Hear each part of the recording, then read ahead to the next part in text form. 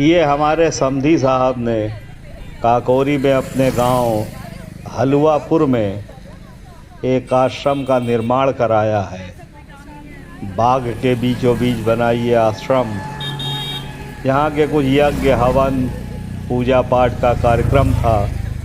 मुझे बुलाया गया था। काफ़ी देर हो गई है मुझको।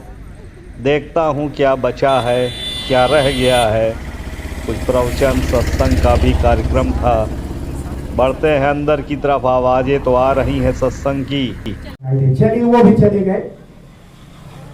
अंत में इस देश में फिर हिंदुत्व हावी हुआ, क्योंकि जो बीज पड़ गए थे महाभारत के बाद वो फिर भी मत मतांतरों के फिर आ गए और वहां फिर धीरे से ये हुआ कि भाई हिंदू बनो। और आज वो भी नारा हमारा समाप्त हो गया। आपसे पूछा जाए आप कौन है, तो कोई कहता है क्या कि मैं हिंदू हूं, कोई कहता है मैं ब्राह्मण हूँ, कोई कहता है कुर्मी हूँ, कोई कहता है ये हूँ और कोई कहता है वो। यही सारे के सारे। और वो ध्यान दीजिएगा, ये जो नारा है मनुर्भव का, लेकिन ये नारा आज का नहीं है। मनुर्भव जनया दैव्यम जन्म, मनुष्य बनो और मनुष्य बनने के पश्चात एक दिव्य संतति को, दिव्य प्रजा को जन्म दो। अच्छे सुसंस्कारित, सुव्यवस्थित और सुविकसित इंसान को जन्म। एक इस उद्घोष से परमात्मा के एक संकेत हमारे दिमाग में समझ है। मेरी बात को सुनते भी चाहिए। हालांकि एक साथ दो काम होना बहुत कठिन है, लेकिन फिर भी आप प्रसाद भी ग्रहण करें और मेरी और मेरी बात को भी सुनते जाए, तभी तो मेरे कहने का फिर कोई बात नहीं। मैं कार्य कारण संबंध पर आधारित आपके सामने तथ्यपूर्ण बात करूंगा। क्यों वेद ने आदेश दिया मनुर्भव, क्यों कहा? इसका मतलब हम जब पैदा हुए तो मनुष्य नहीं।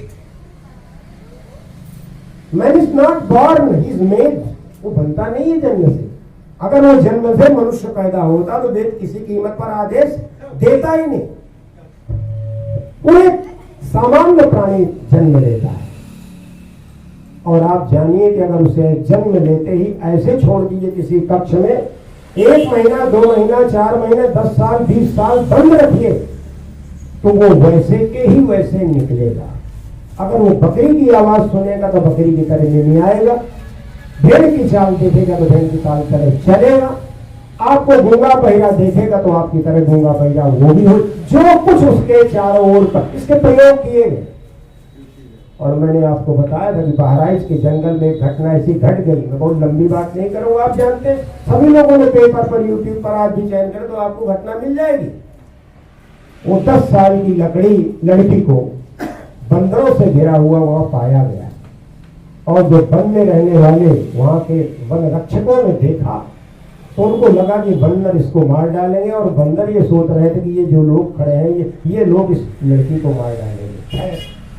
वन रक्षकों ने सरकार को सूचित किया और सरकार को सूचित करने के बाद एक गंभीर टीम वहां पर आई और आने के पश्चात बड़े युक्त ढंग से अपनी एक निश्चित प्रक्रिया के द्वारा बच्ची को बंदरों से मुक्त करा लेने के पश्चात में उन्होंने डॉक्टर्स की टीम को हैंडओवर कर दिया और डॉक्टरों ने उसका पूरी तरह से सर्वांग परीक्षण करने के पश्चात, और सारी चीजें नहीं बताएंगे, लेकिन केवल एक बात घोषित की, वो 10 वर्ष की बच्ची निकली। उसकी उम्र कितनी थी? 10 वर्ष। आपका बालक 10 वर्ष का है, सिटी मॉन्टेसरी में अगर पढ़ता है तो वो स्पेस साइंस की बात कर सकता है, कंप्यूटर साइंस की बात कर सकता है, बहुत अच्छी बातें कर सकता है। लेकिन वो लड़की कुछ नहीं जानती। उसे कपड़ा दिए गया तो बच्चे की कपड़े को उतार डाला और फाड़ करके फेंक दिया। भोजन दिया गया, दाल डाली गई, चावल डाला गया, सब्जी डाली गई, रोटी डाली गई, प्लेट को ऐसे पलट दिया। जब वो गिरा तो जमीन से उठा करके खाने लगी जैसे बंदर खाते हैं, क्योंकि बंदरों के साथ में रही। आप इस बात से अनुमान लगा सकते हैं कि मनुष्य जन्मता थोड़ा उसको स्वामी दयानंद सरस्वती जी महाराज ने बड़ा अच्छा शब्द प्रयोग, इसलिए मैं संक्षेप कर रहा हूं। ईश्वर जीव और प्रकृति चूंकि जड़वत है, परमात्मा सर्वज्ञ है और जीवात्मा अल्पज्ञ है।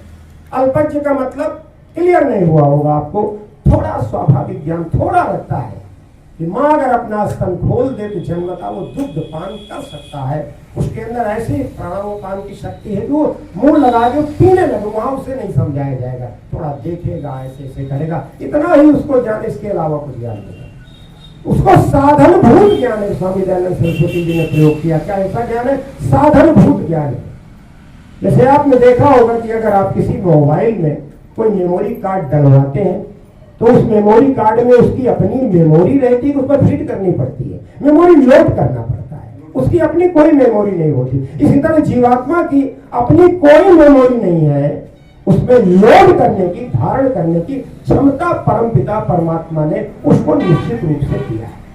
तो जब उसको ज्ञान कोई देगा, इसका निर्माण करने वाले, अब आप कहेंगे कि तब मनोनुभव की बात वहां पर सिद्ध हो जाती है। एक फ्रांस के दार्शनिक ने एक थोड़ा प्रयोग किया, एक मिनट की बात है, मैं प्रसंग में कहता चलूं।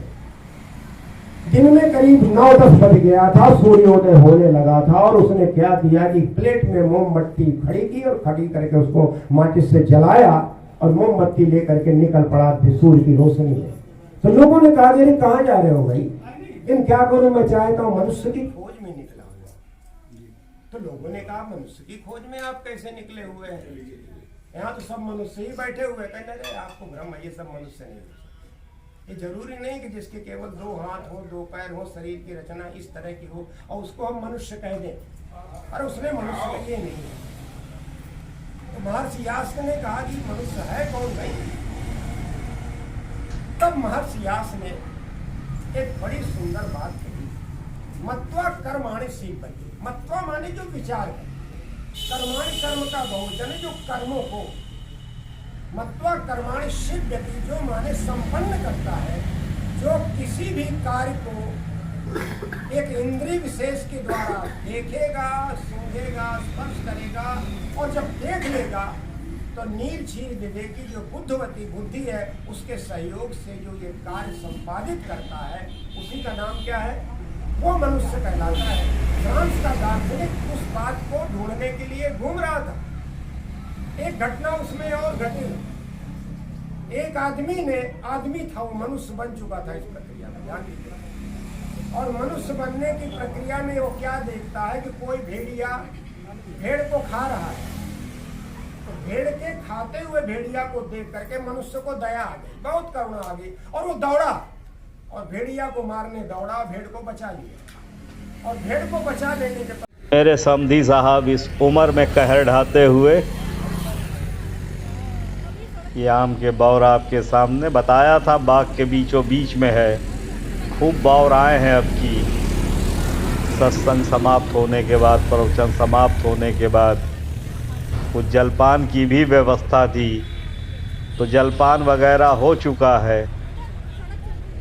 अब एक रस्म अदायगी, फॉर्मेलिटी, थोड़ी देर मिलना जुलना, बातचीत के बाद फिर वापस अपने घर की तरफ प्रस्थान करेंगे। रविवार है लेकिन बहुत व्यस्त कार्यक्रम है आज का। बैठे हुए सब लोग अब यहाँ से विदा लेते हैं।